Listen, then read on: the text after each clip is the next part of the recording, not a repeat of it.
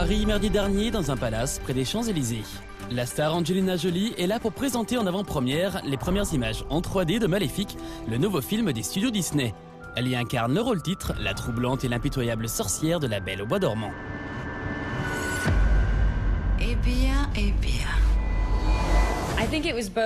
C'est en même temps un grand plaisir et une très grande responsabilité quand on connaît la qualité du dessin animé. J'en appelle à toutes les créatures de l'ombre. Combattez à mes côtés!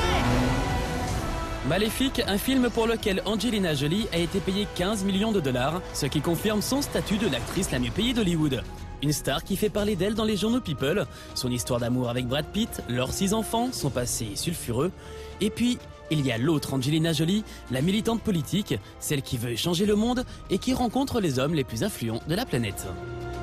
C'est une actrice dans tout ce que ça peut avoir du mythe hollywoodien, qui parfois d'ailleurs correspond effectivement tout à fait à ses canons de beauté, et en même temps, elle fait travailler son cerveau, c'est-à-dire qu'elle a des engagements de citoyenne réels et pas simplement superficiels. Visiblement, elle mêle l'humanitaire, la politique et le cinéma de plus en plus.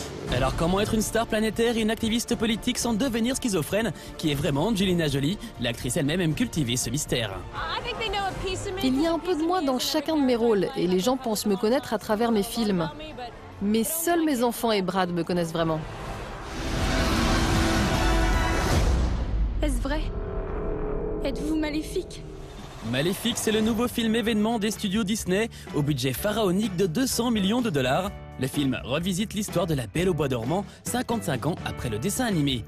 Dans Maléfique, Angelina Jolie trouve un rôle à sa mesure, celui de la sorcière, et ça tombe bien, hein, comme par hasard, c'était son personnage favori depuis qu'elle était toute petite. Je la trouvais élégante et vraiment très forte. Ce personnage me faisait peur. Elle était en quelque sorte la réincarnation du diable. Elle a quelque chose de mystérieux que tu ne peux pas comprendre. Et si Angelina Jolie est attirée par les personnages de femmes fortes, ce n'est pas par hasard. Pour Caroline Fourest, journaliste et essayiste, Angelina Jolie, c'est bien plus qu'une actrice. C'est une icône féministe dans la mesure où, parmi les actrices très lisses d'Hollywood, elle a quand même une vraie personnalité. Elle a incarné des personnages de femmes fortes, de femmes aussi un peu borderline, notamment dans Une vie volée. Elle incarne un personnage très intéressant, à la limite de la folie.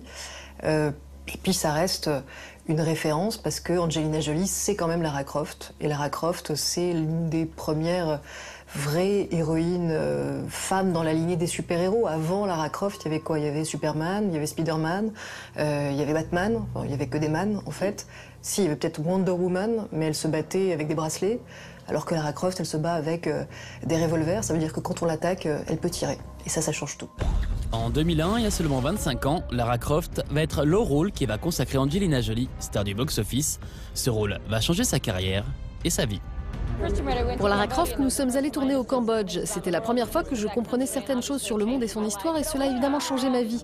Je me suis rendu compte que voyager à travers le monde est le plus important pour comprendre les autres cultures et essayer d'améliorer la situation. Pour Rémi Ourdan, reporter de guerre au journal Le Monde, l'engagement d'Angelina Jolie dans l'humanitaire est total. Il connaît bien l'actrice pour l'avoir rencontrée à de multiples reprises. La première fois que je la rencontre, d'abord elle savait qu'elle rencontrait un reporter qui couvrait des conflits.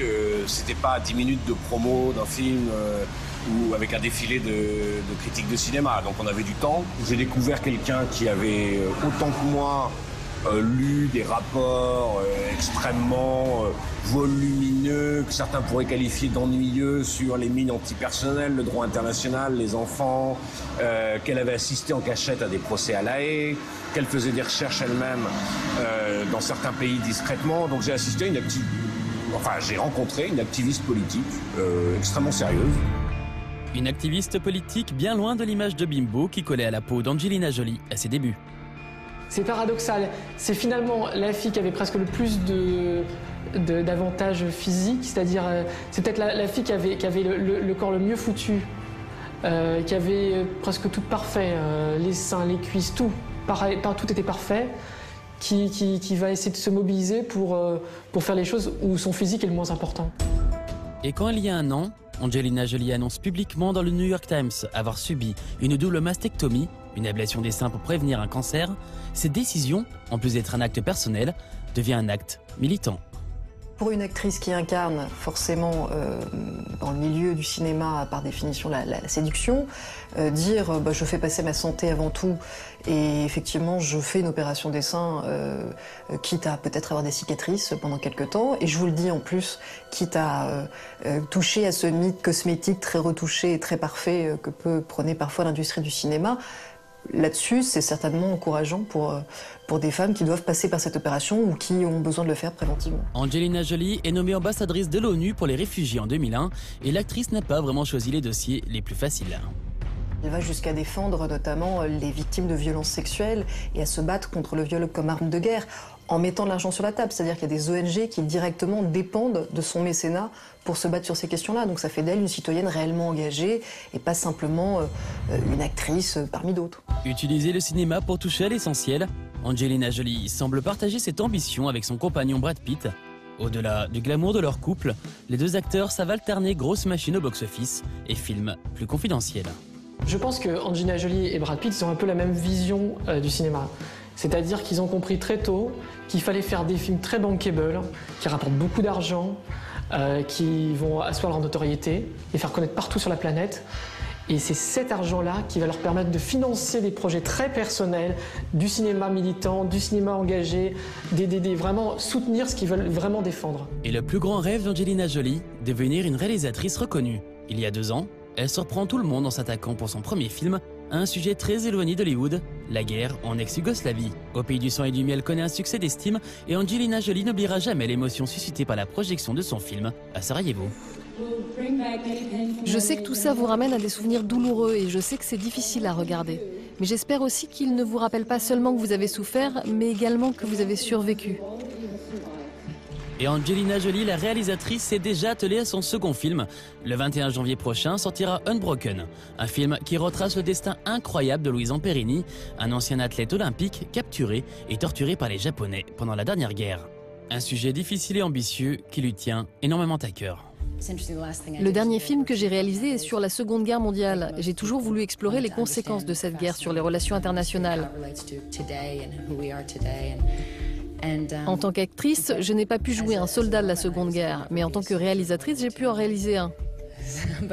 J'ai pu faire ce voyage et j'ai appris beaucoup.